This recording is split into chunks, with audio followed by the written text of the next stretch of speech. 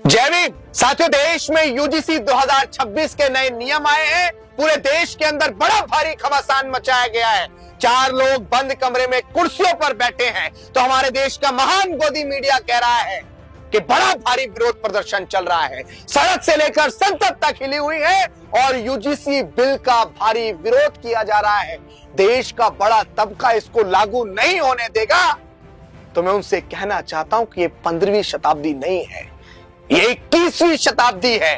और हम अच्छे से जानते हैं हमारे देश की गोदी मीडिया का चरित्र कि तुम खुद कास्ट बेस्ड कम्युनिटी हो और तुम कहीं ना कहीं हमारे सूत्र बताते, जैसे तुम्हारे सूत्र बताते हैं ना, हमारे सूत्र बताते हैं कि हमारे देश की गोदी मीडिया कास्ट बेस्ड डिस्क्रिमिनेशन करने वाले लोगों की सोच का अंदरूनी समर्थन करती है। और एक पॉडकास्टर है, वो इस बात को चीख चीख कर कह रहा है, हम जानते हैं उसके अंदर के जातिवाद को, वो चीख चीख कर इस बात को कह रहा है कि पुरखों की गलती की सजा आज की पीढ़ी को नहीं दी जानी चाहिए। तो मेरे भाई, मैं तुझे बताना चाहता हूं, तेरी इस अल्प बुद्धि पर मुझे हंसी आती है।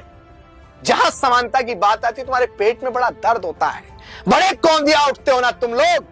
कौन कहता है कि पुरखों की गलती की सजा आज की पीढ़ी को दी जा रही है? जो लोग एससी, एसटी, ओबीसी के ऊपर कास्ट बेस्ड डिस्क्रिमिनेशन करते हैं, सजा उनको दी जाएगी। जो महिलाओं का शोषण करते हैं, सजा उनको दी जाएगी। जो फिजिकली हैंडीकैप के ऊपर हास्यास्पद बात करते हैं, उनका मजाक उड़ाते हैं, सजा उनको दी जाएगी। ये बिल, ये एक्ट सिर्फ एससी, एसटी, ओबीसी के लिए नहीं है, ये बिल महिलाओं के लिए भी है। और महिलाएं सिर्फ किसी एक जाति में नहीं होती हैं, महिलाएं सिर्फ किसी एक धर्म में नहीं होती हैं। फिजिकली और मेंटली हैंडीकैप किसी एक जाति, किसी एक धर्म में नहीं होते हैं। अपनी इस अल्प बुद्धि का विकास कर लो। हर एक चीज को कास्ट बेस्ड एनालाइज मत किया करो।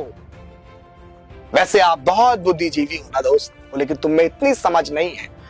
तुमने अगर ये कहा होता कि अगर ये बिल, ये एक्ट, ये 2026 में जो आया है, शायद अभी 10-15 साल पहले आ गया होता, तो हमारे बीच से जो कास्ट डिस्क्रिमिनेशन सहते सहते, उस शोषण अत्याचार को सहते सहते भाई रोहित वेमुला हैदराबाद की यूनिवर्सिटी के अंदर पढ़ता था, जो बहुत बड़ा लेखक बनना चाहता था, वो हमारे बीच से इसी डिस्क्रिमिनेशन की वजह से, इसी भेदभाव की वजह से उसको सहते सहते हमारे बीच से चला गया। अगर तुम इस बात को कहते कि शायद ये बिल पहले लागू हो गया होता, तो बहन पायल तड़वी इन शैक्षणिक संस्थानों के अंदर जो कास्ट डिस्क्रिमिनेशन होता है उसका शिकार होकर हमारे बीच से हमें छोड़कर नहीं जाती। तो मैं समझता तुम जातिवाद को बढ़ावा नहीं देते हो। कॉरपोरेशन पर कब्जा तुम्हारा है, प्राकृतिक संसाधनों पर कब्जा तुम्हारा है, इस देश के बड़े बड़े उद्योग धंधों पर कब्जा तुम्हारा है। और अब तुम कह रहे हो कि हमारे साथ भेदभाव हो रहा है,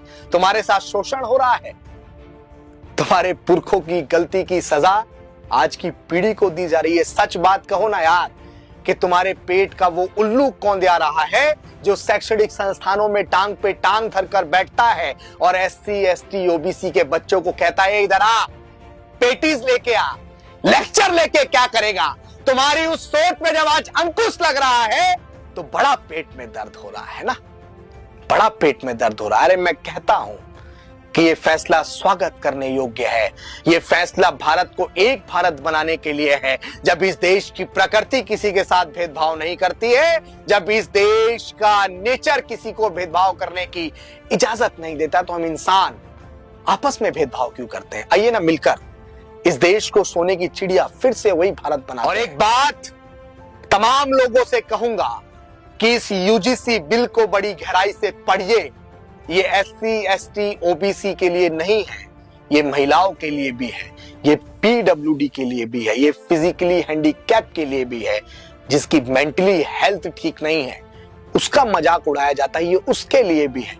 असल मायने में ये हक के लिए है और हक की इस आवाज को किसी भी कीमत पर दबने नहीं दिया जाएगा। मैं सैल्यूट करता हूं उस सोच को, उस सूझबूझ को जो ये बिल लेके आई। और ये बिल चाहे कितने भी चूहे अलग अलग बिलों में से निकले, लेकिन ये यूजीसी 2026 के नियम किसी भी कीमत पर वापस नहीं होने देंगे। ये हमारे आत्मसम्मान की, हमारे मान सम्मान की बात है और भारत को एक बनाने की बात है। हम इसका स्वागत करते हैं। आप भी इसका स्वागत करिए। और एक बात बड़ी समझने वाली है अंतिम में, कि ट्रक व्यक्ति को कुचल सकता है, लेकिन एक व्यक्ति किसी ट्रक को नहीं कुचल सकता। बात छोटी सी है पर बहुत बड़ी और समझने लायक है।